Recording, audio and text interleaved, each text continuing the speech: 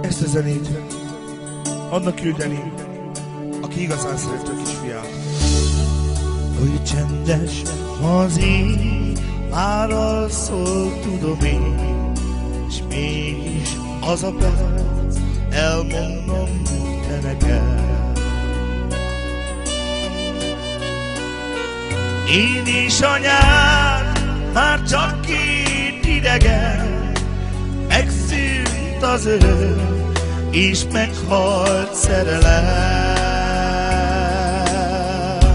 Az életem, te vagy, fiam, gondi büszkeség, könnyű és remény. Most csak pihenj, érted vagyok, még élsz, fiam.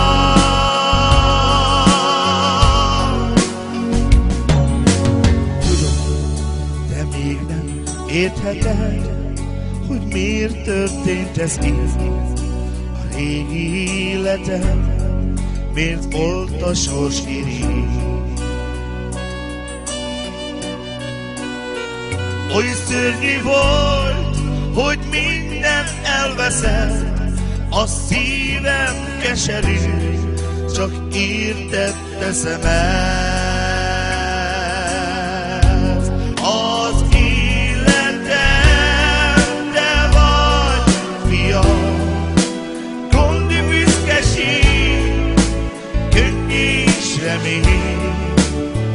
Most csak pihenj, érted vagyok, még élsz, fiam.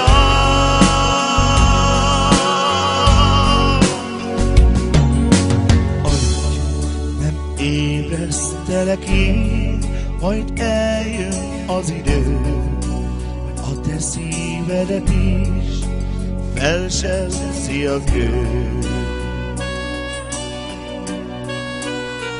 De a két karom még védőnül eláll, míg fel nem nősz, fiam, vigyázzál a pár.